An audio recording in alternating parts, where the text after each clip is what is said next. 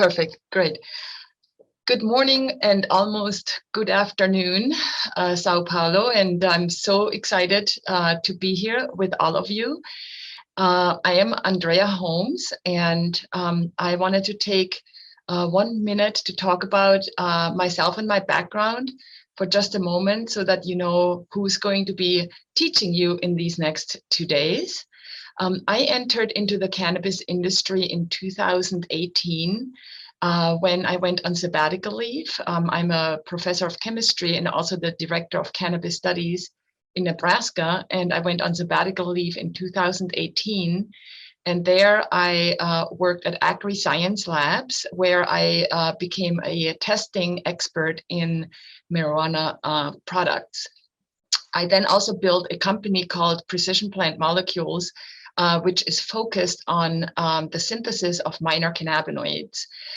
Since then, I have built a couple other companies, including the Cannabis Testing Lab in Nebraska.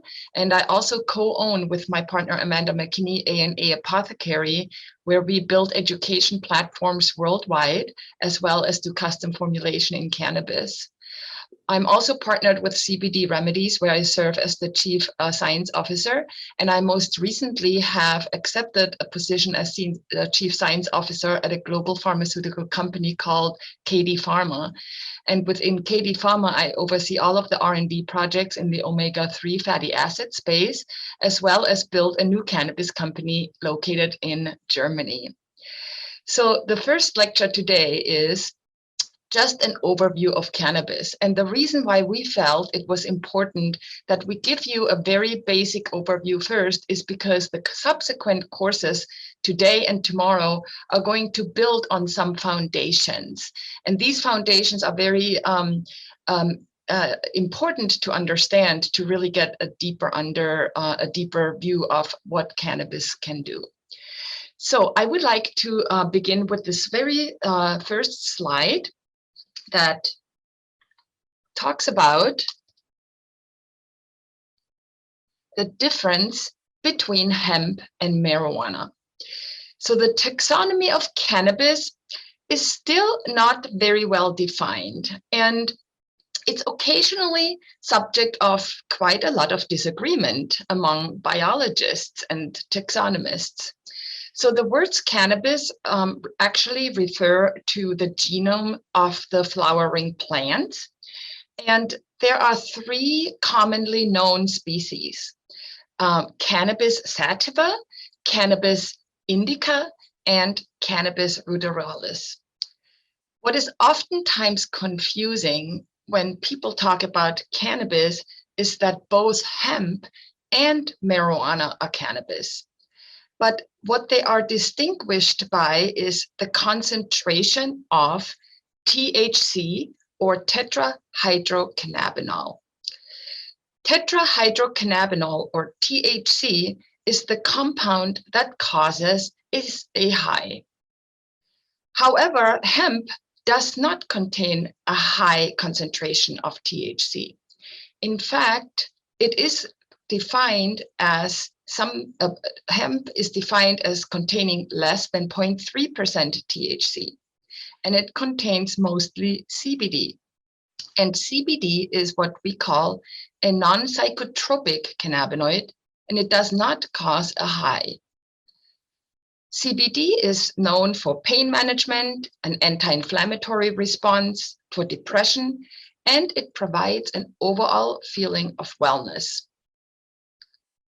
This figure basically shows an overview of the psychotropic and the non-psychotropic cannabinoids that are found in hemp and marijuana, including CBD and THC. Since the marijuana industry has been around for more years than the hemp industry, it has really grown in the last 10 years and has an estimated domestic market value at $10 billion in the US. The hemp industry is a little bit newer, and therefore the estimated domestic market value is about 600 million, but it is projected to grow very rapidly. Epidiolex is the CBD drug that has been approved by the FDA to treat treatment-resistant epilepsy in children.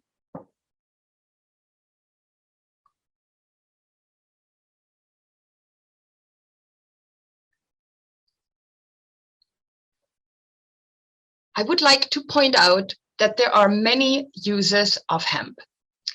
In fact, industrial hemp is defined as any part of the cannabis plant, as long as there's not more than 0.3% of THC on a dry weight basis per gram. There are so many uses of hemp, and I believe that everybody should appreciate that the different uses of hemp can actually provide many different market opportunities in Brazilian's economy. For example, hemp can be used for human food. Hemp oil is very high in unsaturated fatty acids, and it's commonly used as an alternative to other kitchen oils. Hemp oil contains many compounds, including potassium, copper, vitamin E, vitamin B1, B3, and other vitamins, and chlorophyll. Hemp can also be used for pet food as well as animal bedding. It is also considered right now in the United States for cattle feed. Hemp oil can be incorporated into body oils and lotions, and there are many other oil-based products. However, what is our focus today is in this category, the medicine and the recreation of hemp.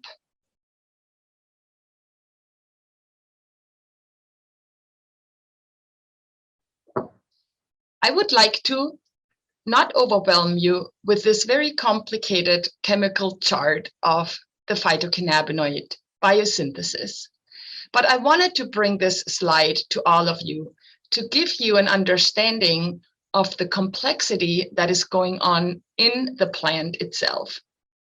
What you see here is all of the chemical and biochemical pathways that is occurring in the flower in producing all these different cannabinoids. What happens here is that you have what we call a mother molecule called CBGA, and I will show you a photo of the chemical structure a little bit later in the presentation of CBGA. But this is basically the mother molecule in cannabis where everything starts. The top part of this phytocannabinoid chart shows the biosynthesis that is occurring in making CBD as well as THC. From that chart, you can also see that there's many chemical reactions that are occurring that are making other cannabinoids other than THC and CBD, namely what we call the minor cannabinoids. And these minor cannabinoids, we will learn a lot about in the next couple of days, but they include compounds like CBC, CBT, CBG, etc. This area down here is the verinol series. The verinol series shows the area in the plant where minor cannabinoids of the verins are produced. And these verins that are very popular right now and growing a lot of interest in the medicinal field are called THCV and CBDV. The orsinol series down here is completely underexplored and completely under-researched right now. And this area here, as well as the verinol series, will lend itself very much in the future for increased medical research and science.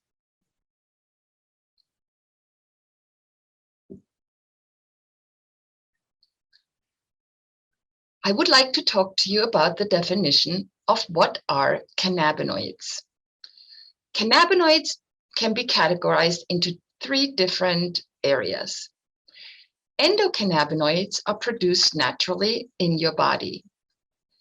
Phytocannabinoids are found in cannabis as well as in some other plants.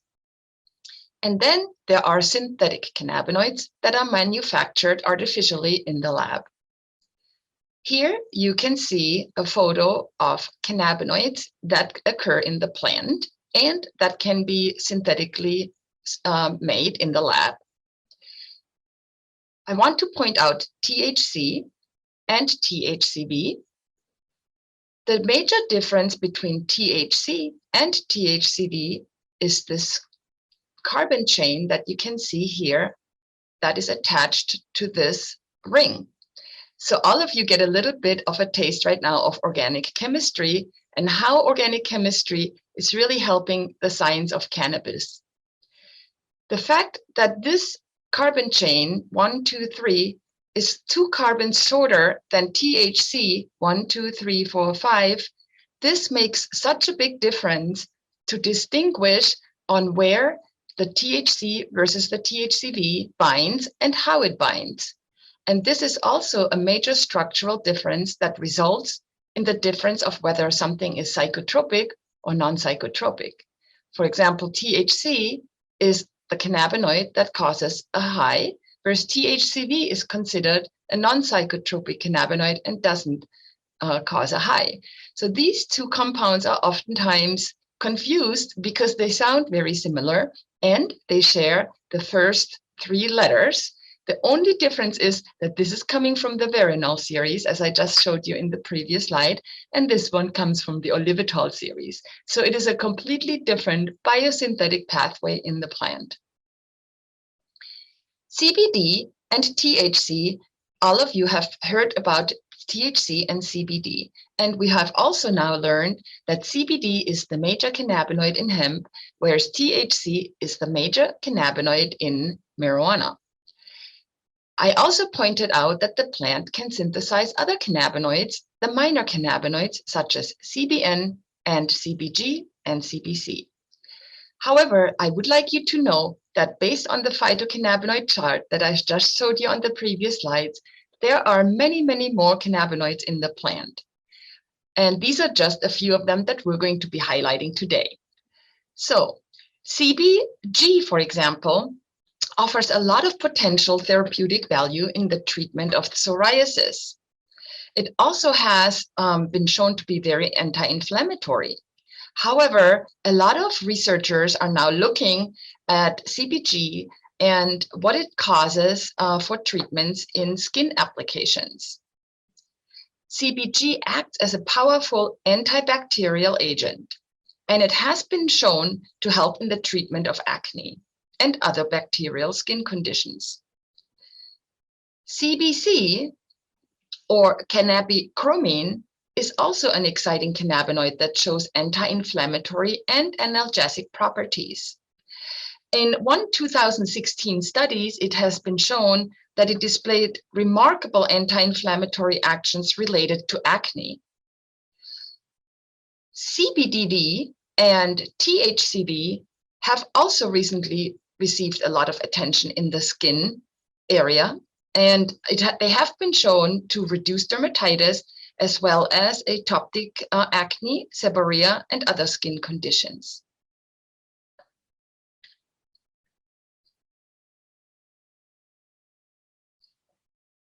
My next topic is terpenes. Terpenes are also present in cannabis. What I like to usually say about cannabis is that cannabis is really a pharmaceutical factory, and it contains so many chemicals. It contains cannabinoids, it contains terpenes, it contains flavonoids, amino acids, fats, lipids, chlorophylls, so many compounds that have health and wellness benefits. But one particular class that is extremely relevant and is really growing rapidly in terms of research and finding bioactivity is this compounds called terpenes. What are terpenes? Terpenes are volatile compounds that you can actually smell. They are produced in grass, flowers, vegetables. For example, if you walk through the forest and you smell the wonderful aroma of the trees and the pine trees, these are terpenes that you can smell.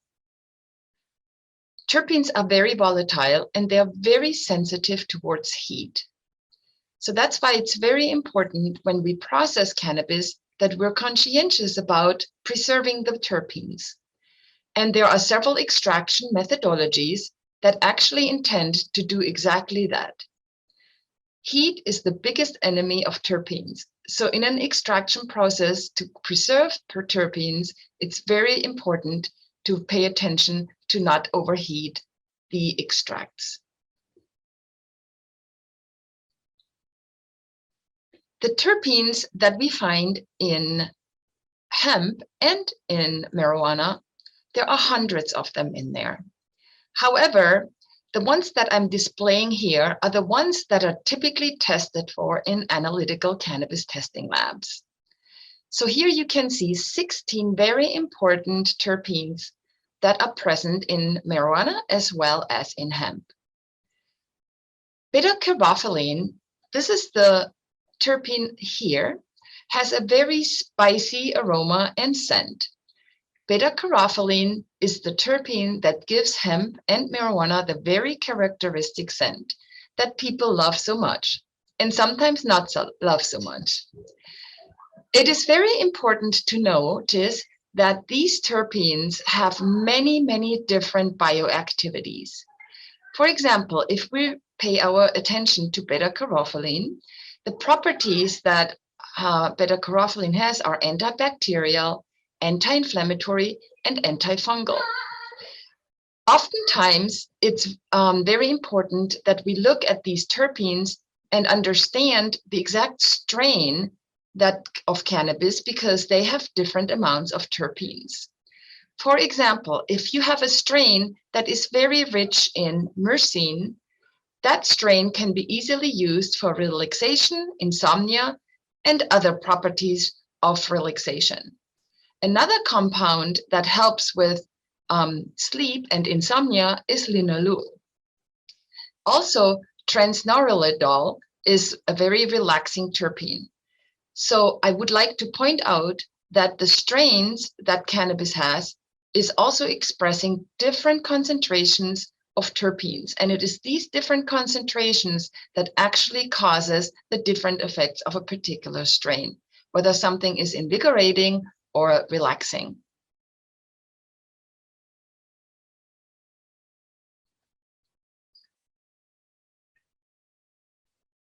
The phase entourage effect was first defined in 1998 by Ben Shabbat and several other colleagues. And the authors basically reported that one of the endocannabinoids called 2-AG has a greater binding affinity for a receptor in the body when other cannabinoids are present. So this means that the endocannabinoids are not acting by themselves, but in fact, they're working hand in hand with dozens of other cannabinoids and terpenes and flavonoids. And the entourage effect really applies to the complex chemical makeup of the entire cannabis plant. Each of these compounds has a very specific medicinal attribute, but when combined, they create an entourage synergistic ensemble effect, so that the therapeutic impact of the whole plant is greater than the sum of its isolated components.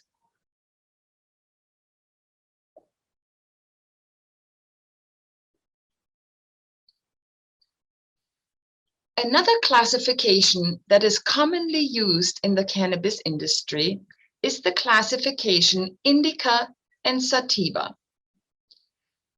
According to the popular literature, the indica strains are believed to be physically sedating and are perfect for relaxation, whereas the sativa strains provide more invigorating, uplifting, and cerebral effects. The belief that indicas and sativas deliver distinct effects is deeply rooted in mainstream cannabis culture. However, I would like to point out that research suggests that there is very little evidence to suggest that indicas and sativas exhibit a consistent pattern of chemical profiles that would one make inherently sedating or the other one uplifting. And I think you have now understood that terpenes can actually profoundly contribute to the effect of the cannabis strain, whether something is uplifting or sedating.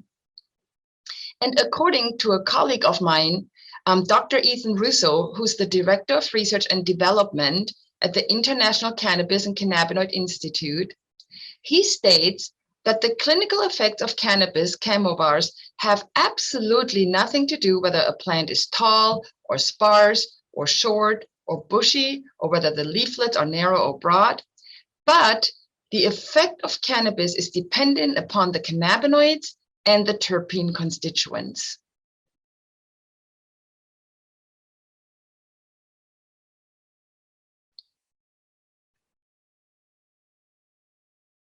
This area of cannaflavins is a new area that is now emerging in science and research of the cannabis industry.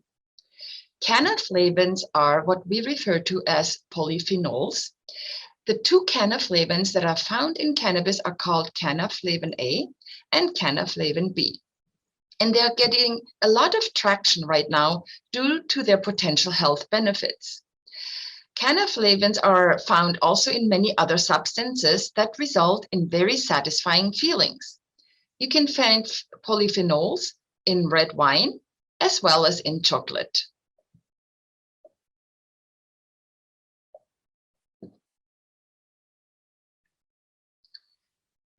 CBGA is the cannabinoid that I was referring to earlier in the cannabinoid chart of the plant as the mother molecule. CBGA, the mother molecule cannabinoid, is also the precursor for CBD and THC and all the other cannabinoids that I just mentioned, such as CBC, CBL, CBT, and many of the others. What's very important is that there are acidic and neutral cannabinoids. So the acidic cannabinoids, such as cannabigerolic acid, CBGA, are characterized by this chemical group, and now you're getting organic chemistry again. This is called the carboxylic acid, and it is this functional group that makes CBGA acidic. Upon heating, what happens is that this carboxylic acid group gets removed as carbon dioxide. And when this carboxylic acid is removed, it is then becoming the neutral compound. So what happens after the decarboxylation process, the acidic versus the neutral in THC versus THCA, that the acidic part is not psychoactive, and after the heating and the decarboxylation, THCA becomes psychoactive.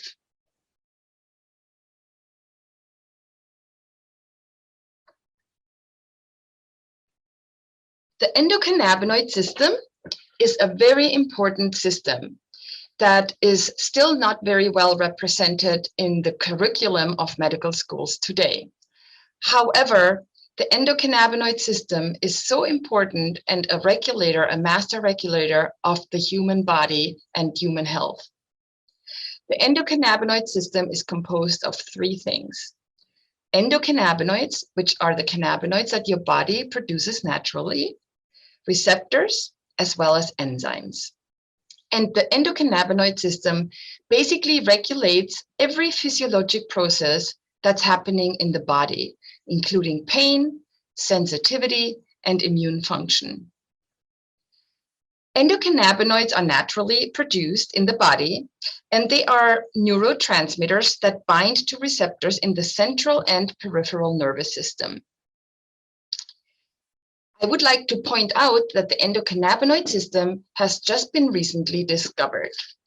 In fact, in 1988 is the first time when the CB1 receptor was discovered. And then in 1992, the anandamide endocannabinoid was discovered. Anandamide actually is stands for the word bliss. In 1993, the CB2 receptor was discovered. And as the timeline goes on, you can see that a lot more research has discovered all the regulatory functions of the endocannabinoid system. What I would like to point out is that CB1 receptors, many of the CB1 receptors are found in the brain of the master regulatory system. And it is THC that is binding to CB1, and it is THC that causes the psychotropic effect by binding to the CB1 receptor that is mostly located in the brain. The CB2 receptors there's a few of the CB2 receptors located in the brain, but mostly they are more located in the periphery of the body, such as in the spleen, the bone, the skin, and the immune system.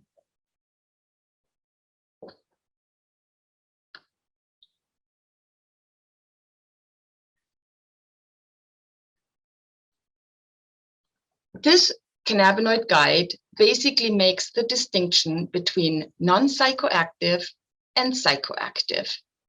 On the left-hand side, you see CBG, CBD, and CBC, and we already talked about the different properties of these molecules. And on the right-hand side, you see THC and CBN. And you can also see that it shows THCV. However, since this slide was produced, it has been shown that because THCV has only 3 carbon chains and the side chain, that it actually blocks the CB1 receptor and is non-psychoactive. So you can see how rapidly science is changing, and this THCV should actually not be on the psychoactive side anymore, and it should be flipped over here to the non-psychoactive side.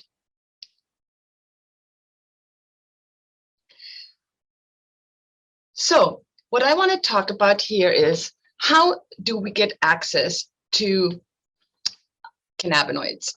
So cannabinoids can be made in the laboratory without any impurities or inconsistencies compared to a botanical derived medicine. The large scale and the agricultural intensity of hemp cultivation is avoided in a synthetic process. And you can imagine, because of that, the pharmaceutical industry is advocating that consumers should favor highly purified cannabinoids that are made in a beaker, as opposed to a whole plant extract or even isolation or purification of cannabinoids from the plant itself. The companies that are now synthesizing cannabinoids are called GW Pharma. GW Pharma is now called Jazz.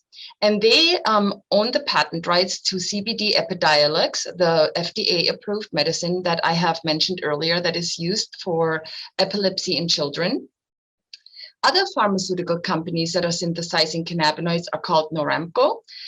They basically synthesize THC, also called dronabinol, that's sold under the trade names of Marinol or Syndros.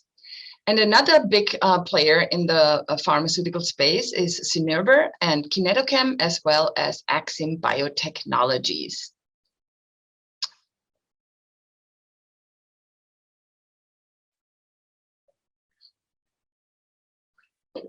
I would like to explain to the audience a little bit the different raw ingredients that are available on the market and that can be used for various purposes. So everything starts with the biomass.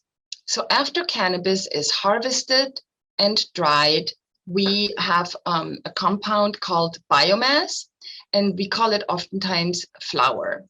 And I'm showing a photo here of the flower that has been harvested and dried. And this product right here can now be used for a couple of purposes. It can be smoked in form of either a cigarette or in form of a joint, or it can be placed in a pipe, and it can be inhaled with a pipe. So this is sort of like the old traditional way of inhalation cannabinoids via smoking. So now what can be done with this biomass is it can be further processed, and it can be extracted. And extraction technologies can be varied between hydrocarbon extraction, carbon dioxide extraction, water extraction, simply pressing out the oils, which uses a pneumatic press, can be used to extract these cannabinoids. And then the next product is what we call a full spectrum oil. And after this biomass has been extracted to a full spectrum oil, you can see that the color is pretty dark. And it basically at this stage contains every plant constituent that you can find in cannabis, including a lot of the lipids, including a lot of the amino acids, the chlorophylls. Also, a lot of the THC is extracted. So these what we call full spectrum oils actually have a highly concentrated amount of THC in them. These full spectrum oils are very popular for products that really rely on the entourage effect, and they can be formulated into a final consumer facing product by dilution to make the THC level compliant at less than 0.3% THC. The advantage is that you have the whole plant extract in the final product, and the whole plant extract is oftentimes preferred by people who want to take advantage of the entourage effect and have all of the botanicals present. The disadvantage of using a full spectrum THC containing oil is that oftentimes the palatability or the taste of the product is very grassy, and sometimes people do not enjoy that type of taste of a very grassy substance. So what happens then, that processors, they take this full spectrum oil and they process it further through a process called distillation, and they make what's called a distillate. And this distillate here, that is much more appealing when it comes to the color. It's usually a transparent yellowish golden color like a honey, and it's very appealing when it comes to the visual appearance of the final product, and it also is much better tasting because it gets rid of all of the different fats and lipids that contribute to the grassy palatability of the product. However, the distillate also has a lot of the terpenes reduced and a lot of the other components that is found in the full spectrum oils. Now, the distillate still contains a certain amount of THC, and formulators are very conscientious to the sensitivities of their customers of THC. So there's a lot of people that have federal positions or positions in their jobs where they get drug tested, and the drug testing can lead to a positive drug test because there's still a little bit of THC in these products. And then the solution for that is to process this distillate one more step by a process called crystallization. And this crystallization then leads to what we refer to as an isolate.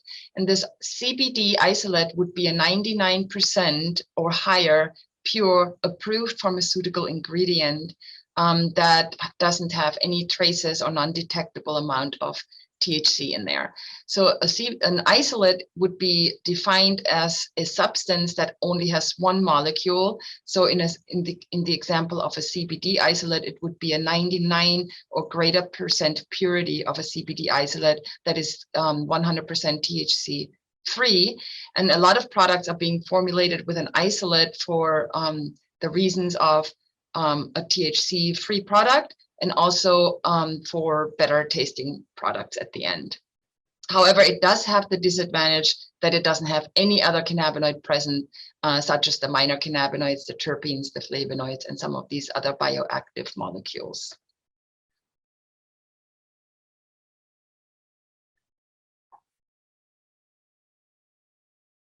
Here, I would like to talk about some of the common cannabis consumer products.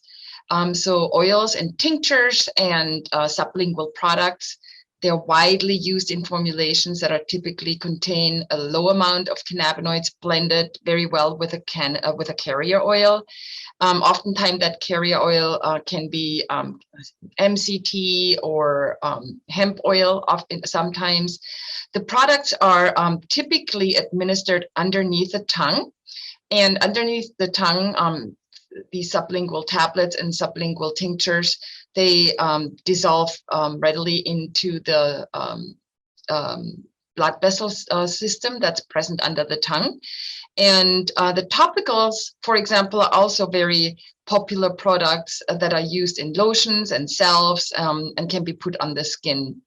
The topicals are really not able to penetrate as deeply as some other products, and they're really typically used for muscle aches and joint pain. And edibles is another very popular product for consumer. And currently the market that you can find CBD in is infused gummies, cookies, crackers, candy bars, and much more. So the bottom line is that hemp products are available in many different formats: tablets, tinctures, creams, sprays, lotions, inhalable products like vapes and inhalers, smokable flowers, edible gummies, infused beverages, and specialty items like suppositories and deodorants.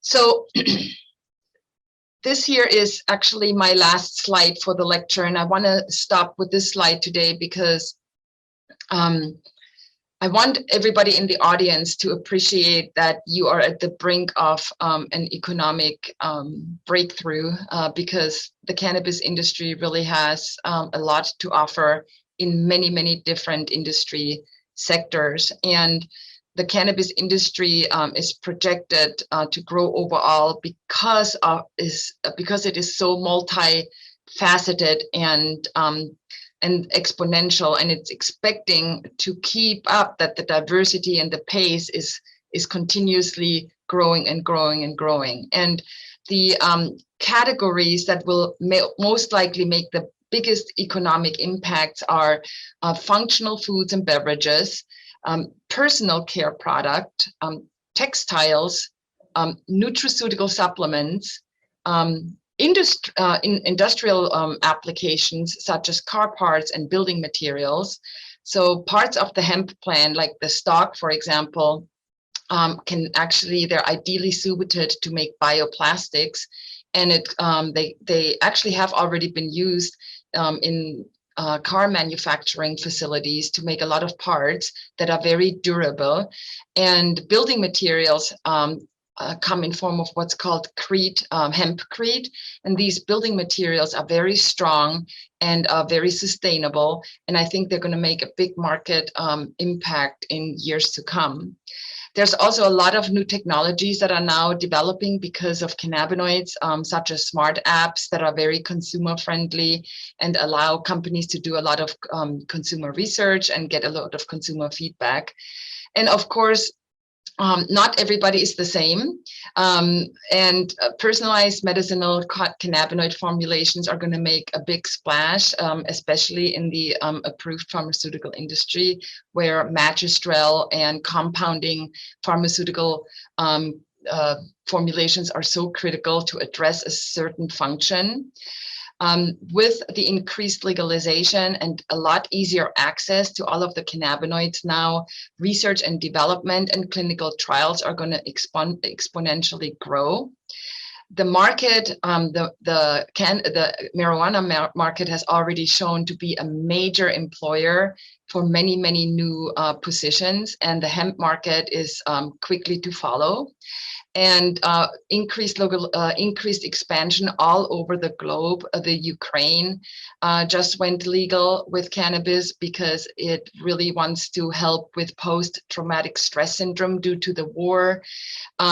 There's many countries that follow suit going legal right now. And I think as you yourself know, you just recently approved these compounds in your country. So there's a rapid global expansion.